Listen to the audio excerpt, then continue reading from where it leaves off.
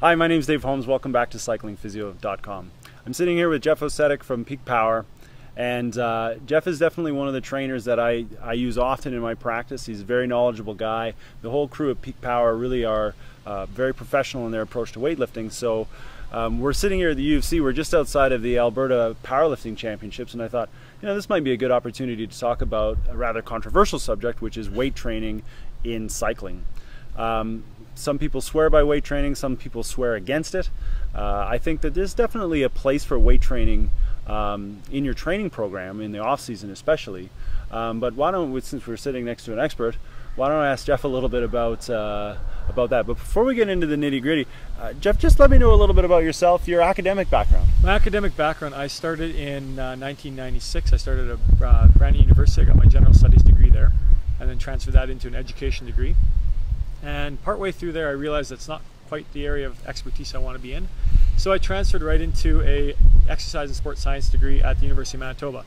I took 2 years off, and then after realizing I got to go a little further, I took my master's here at the University of Calgary. Was a competitive hockey player for quite a few years, and found a joy in just training, strength training, and the exercise physiology side of things. So that's how I ended up at Peak Power. Awesome. I mean, I can tell you from a physiology standpoint, Jeff and I can have conversations about weightlifting, and he'll say things that I don't actually understand, which takes a lot. I pride myself on being a bit of a nerd, so let's talk a little bit about weight training in cycling. The argument against it is if you bulk up too much, then you've got to carry that weight around. But there's more to it than that. What are some of the negative things that can happen if you get too big? The biggest thing you're going to look at is overall it's cross-sectional area, because most of the training that guys will do will turn onto the hypertrophy side of training. So we're looking at an increase in muscle size. The problem there ends up being you have to look at a muscle fiber is so big around, and around that muscle fiber you're going to have a number of capillaries. So as well with that, it's all about oxygen delivery when you come to a sport like cycling. So with that muscle fiber cross-sectional area, as it increases, the number of capillaries around that muscle fiber isn't going to change. So therefore your diffusion distance across that muscle fiber changes. So the ability for that capillary to deliver oxygen from there, get picked up by the myoglobin, which is the muscle's hemoglobin, that diffusion distance increases. So therefore you have an ability for the muscle to not use oxygen as effectively as it once did.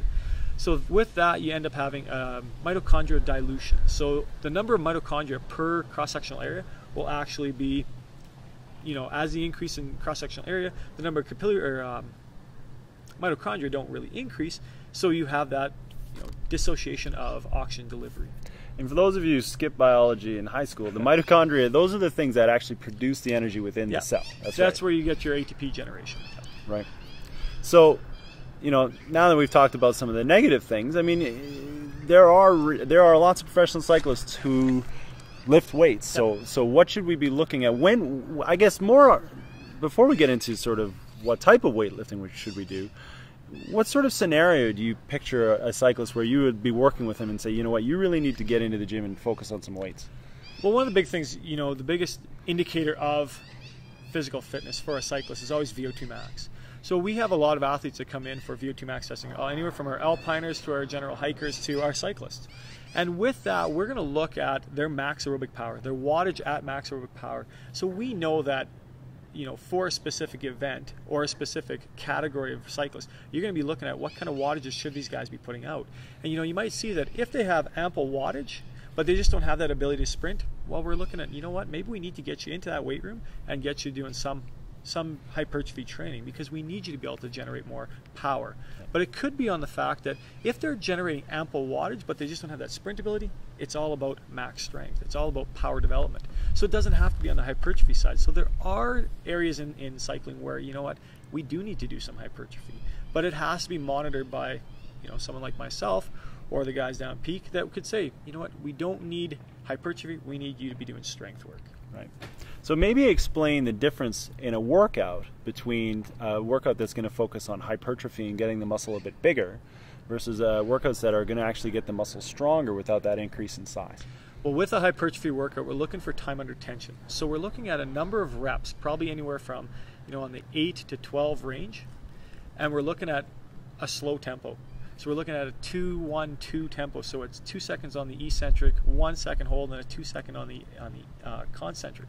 And what that does is the time under tension is great, and you have a flooding of hormones into that muscle fiber that tells the body to start to create a bigger, stronger muscle fiber. When we start to look at max strength power development, you know, right away you think of Olympic lifting, you think of plyometrics. They're low number of reps. We're looking at anywhere from the 3 to 5 range. We're looking at a heavier amount of weight. And it's all about, in that situation, recruiting more muscle fibers. Not so much as building a bigger, stronger muscle fiber, but it's about recruiting more fibers in that contraction itself. Right. And so now you talked, that was very interesting about the tempo. What's the tempo like in a workout like that? In a max strength? Yeah. It's usually an X01 tempo, which we'll have on a sheet. It's about explosive right off the bat. There's no rest period. You think of an Olympic lift, the guy has no time to worry about slow controlled. He's slow controlled to the knee, and then after that, it's got to go. Just explode. It's exploding. So you think of right away in a sprint. You're in your sprint with a group of guys, and that foot has to hammer. Same thing. You don't have time to rest it. You're automatically dropping the hammer down and you're gone. So you need to have that explosive power, and that's all about recruiting as many muscle fibers in that split second as you can. Awesome.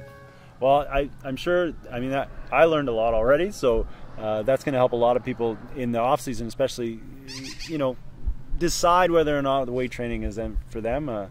You know, I can think of those, let me get that guy for you. Those guys that are winning the time trials but getting dropped in the criterium races. Yeah, it's time for some of these guys to hit the gym, it sounds like. Yep.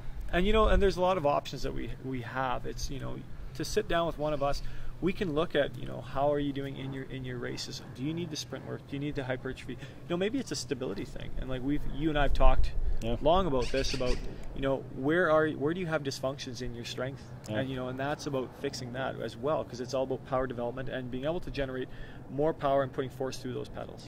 And that's one of the things that I really like about the guys at Peak, is they take a very wide approach and look at a profile of an athlete's, the way they move, not just how much force they can move. And that's very important to me, to have people in the field that I can send an athlete to when they're done their rehab and say, okay, now these guys are going to look at your strength profile and pick out asymmetries and make sure that you're doing things properly. So great work. Thanks a lot, Jeff. Thanks, Dave.